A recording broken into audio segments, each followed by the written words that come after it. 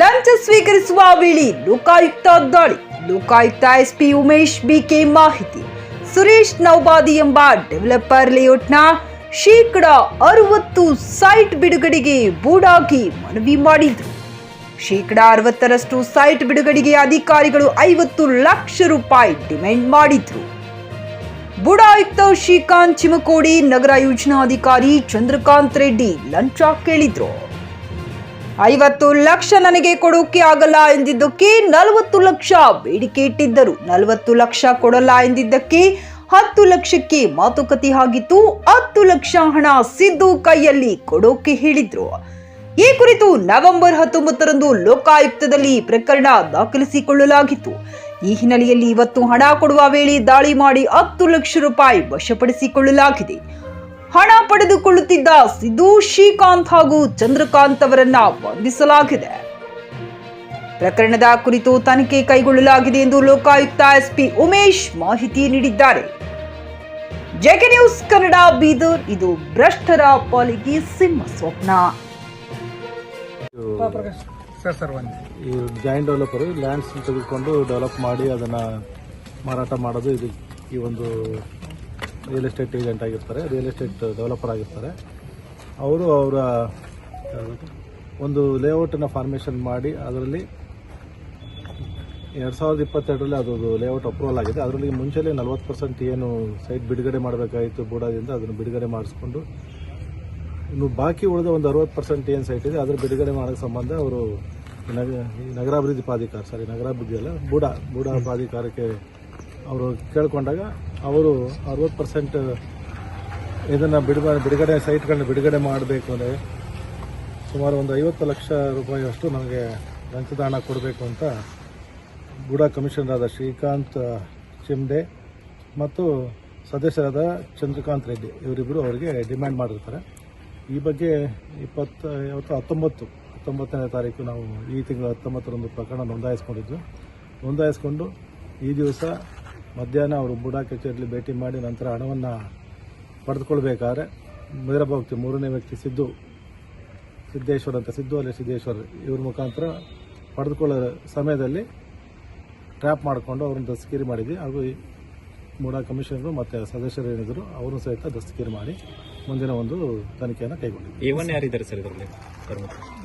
ಬೂಡಾ commissioner ಅವರು ಇದ್ದಾರೆ sir. ಈಗ ದುಡ್ಡು ತಗೊಂತ ಬೂಡಾ ಕಮಿಷನರ್ ಹೇಳಿದ್ರ ಅಥವಾ ಚಂದ್ರಕಾಂತ್ ರೆಡ್ಡಿ ಹೇಳಿದ್ರ ಸರ್? ಅವರಿಗೆ ಚಂದ್ರಕಾಂತ್ ರೆಡ್ಡಿ ಅವರು ಬೂಡಾ ಕಮಿಷನರ್ ಇಬ್ಬರು ಹೇಳಿದ್ದಾರೆ. ಇದರ ಅಧ್ಯಕ್ಷದ ಏನಾದರೂ ಪಾತ್ರ ಇದೆ ಸರ್ ಇದರಲ್ಲಿ? ಬೂಡಾ ಅಧ್ಯಕ್ಷರಾಗಿರ್ಬೋದು. ಮತ್ತೆ ಇಲ್ಲ ಇದರೊಳಗೆ ನಮಗೆ ಏನೀಗ A1 A2 ಏನಿದ್ದಾರೆ ಮತ್ತು A3 ಏನಿದ್ದಾರೆ ಅವರ ಪಾತ್ರ ಮಾತ್ರ. ಎಷ್ಟು ಕ್ಯಾಶ್ ಸೀಸ್ ಆಗಿದೆ ಸರ್? 10 ಲಕ್ಷ ಕ್ಯಾಶ್ ಇದೆ. ರೈಟ್ ಹ್ಯಾಂಡ್ ಕ್ಯಾಶ್ ಅನ್ನು ಥರ್ಡ್ ಪಾರ್ಟಿ ಬಲ್ಲಿ ಸಿಕ್ಕಿದೆಯಾ ಸರ್ ಅಥವಾ ಬೂಡಾ ಕಮಿಷನ್ ಹತ್ರ ಸಿಕ್ಕಿದೆಯಾ?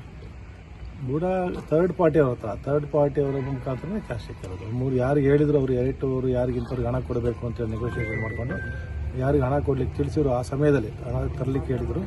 ತೆಗೆದುಕೊಂಡು ಅಲ್ಲಿ ಇಂಥವ್ರ ಕೈಯಲ್ಲಿ ಕೊಡಿ ಅಂತ ಹೇಳಿದಾಗ ಯಾರಿಗೆ ಕೊಡ್ಲಿಕ್ಕೆ ಹೇಳಿದ್ರು ಅವರು ಸಿದ್ದು ಅನ್ನೋರು ಏನಿದ್ರು ಅವ್ರು ಇಸ್ಕೊಂಡಾಗ ನಾವು ಅವ್ರನ್ನ ವಶಕ್ಕೆ ಪಡೆದು ಇವ್ರನ್ನ ಸಹಿತ ವಶಕ್ಕೆ ಪಡೆದು ಮೊಬೈಲ್ ಏನಂದ್ರೆ ಬೂಡಾ ಕಮಿಷನರ್ ಹತ್ರ ಮಾತಾಡಿದ ರೆಕಾರ್ಡಿಂಗು ಆಡಿಯೋ ವಿಡಿಯೋ ಏನಾದ್ರು ಎಲ್ಲ ಇದೆ.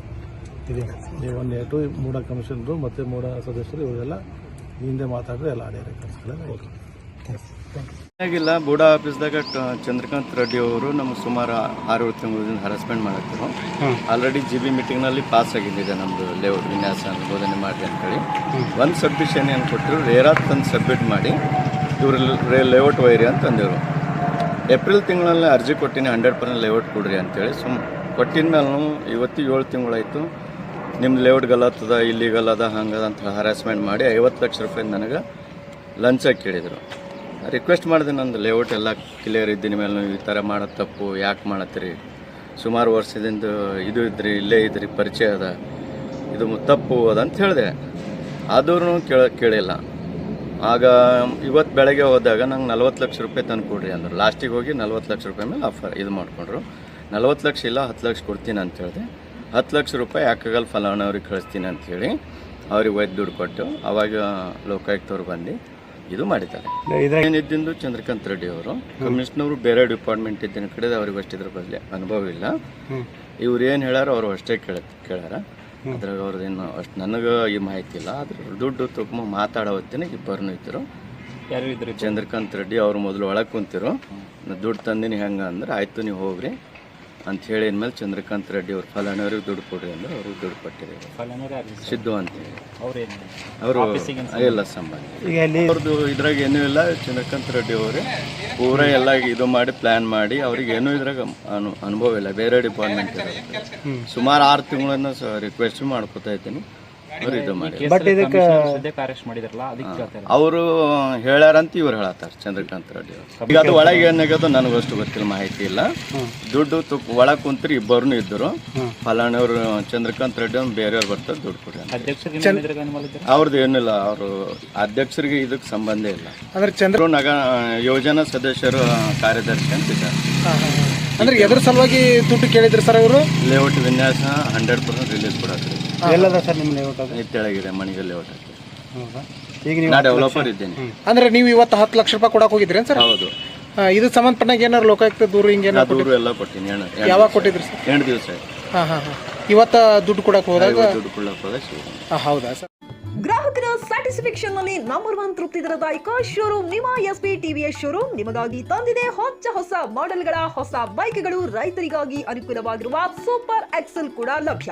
ಹಾಗಿದ್ರೆ ಹಿಂದೆ ಭೇಟಿ ನೀಡಿ ಎಸ್ಪಿ ಟಿವಿಎಸ್ ಶೋರೂಮ್ ಮಾಲೀಕರು ಲೋಕೇಶ್ ಆರ್ಜಿ. ಹೆಚ್ಚಿನ ಮಾಹಿತಿಗಾಗಿ ಸಂಪರ್ಕಿಸಿ 8494951009.